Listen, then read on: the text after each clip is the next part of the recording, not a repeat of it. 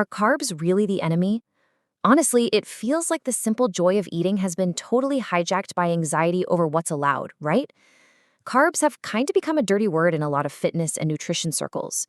But here's the truth. They're one of the three essential macronutrients your body absolutely needs for complete health. The real villain here isn't the carbohydrate itself, it's the specific types of carbs we're choosing. Take a look at that number, 130. That is the absolute minimum grams of carbohydrates your brain demands every single day just to function. Literally 130 grams.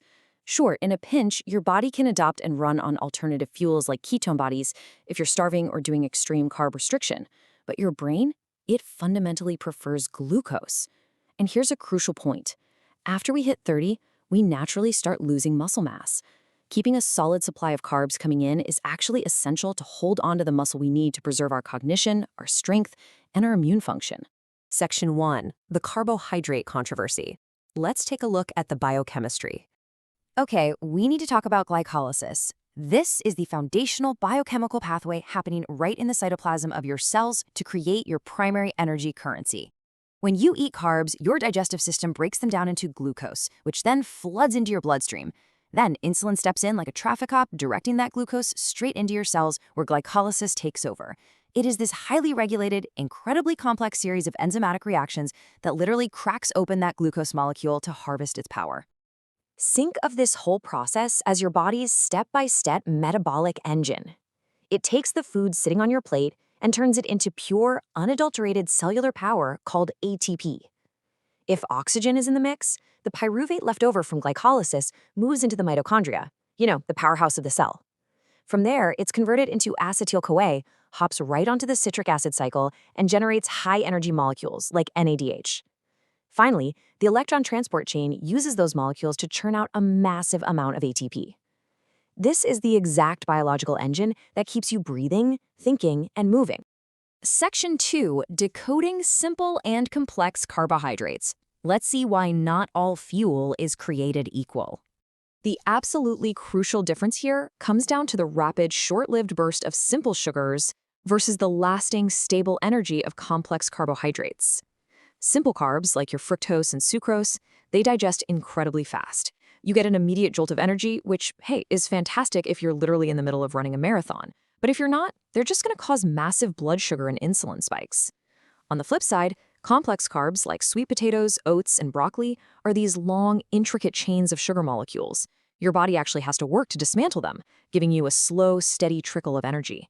Plus, they come packed with a whole shebang, central vitamins, minerals, and fiber. Section 3. Powering muscles and metabolism. Let's talk about protecting those hard-earned gains. Think of it like your personal bank account. Carbohydrates are your daily checking account, while your muscle protein, that's your life savings. If you aren't depositing enough daily carbs into that checking account, your body's going to forcibly withdraw from your valuable muscle savings. It's a real thing. Carbs have this amazing protein-sparing effect. When your energy demands are high and glucose is running low, like during a brutal workout or a huge calorie deficit, your body scrambles for alternative fuel. If the carbs aren't there, your hard-earned muscle tissue is right on the chopping block. This brings us to gluconeogenesis. It's a big word, but it's basically the exact biological mechanism your liver uses to break down your muscle tissue when your carb supplies are totally topped out.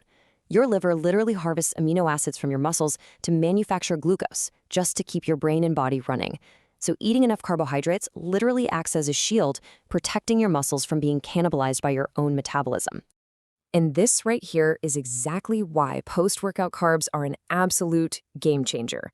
That targeted insulin spike acts like a biological key. It rapidly unlocks your muscle cells so they can absorb all those repairing amino acids. Think about it. After you do resistance training, you've got this golden, roughly hour-long anabolic window where your muscles are super receptive. When you pair carbs with protein, you trigger a healthy, functional insulin spike that practically speedruns those amino acids straight into the muscle cells right when they're begging for them, rebuilding them bigger and stronger. Section 4. Brain fuel and mood. The surprising connection between carbs and happiness. So you'd think a high-protein diet would be amazing for your mood, right? I mean, meat contains tryptophan, which is the precursor to serotonin, our primary feel-good neurotransmitter. But check this out. Tryptophan is perpetually in last place. It constantly gets crowded out by competing amino acids. When you eat a heavy protein meal, your bloodstream gets flooded with amino acids. They all sprint to cross the blood-brain barrier, and poor little tryptophan almost always loses the race. But watch this hero's journey unfold when carbs enter the chat. You eat carbs and they trigger an insulin spike. That insulin acts like a bouncer, sweeping away all the competition and clearing the path for tryptophan to finally reach the brain. Basically, that insulin surge forces your muscles to absorb most of those competing amino acids, like tyrosine and methionine. But tryptophan, it has a clever trick. It binds to albumin in the blood, so it stays perfectly protected from insulin's sweep. With all its rivals out of the way, tryptophan just strolls right across the blood-brain barrier, converts to serotonin, and literally boosts your mood. How cool is that? Section 5. The hidden power of fiber. Let's give it up for the unsung hero of the carb family. When we look at clinical science, fiber really breaks down into two vital categories: soluble and insoluble. Soluble fiber actually dissolves in water to form a gel, which beautifully slows down digestion, helps normalize your blood sugar, and physically binds to cholesterol in your gut to flush it out. Insoluble fiber, on the other hand, acts like a broom. It adds bulk and sweeps food through your digestive system to keep things, moving regularly. Your body absolutely needs both. Hitting that goal of 25 to 35 daily grams of fiber is about way more than just digestion, guys. It is a massive, scientifically backed shield against some incredibly severe chronic diseases. We're talking about extensive epidemiological studies out of Harvard showing that high fiber intake, especially from whole cereal grains, drastically plummets your risk of cardiovascular mortality, metabolic syndrome, and even specific types of cancers. Yet somehow, most adults are scraping by on maybe 15 grams a day. We've got to fix that.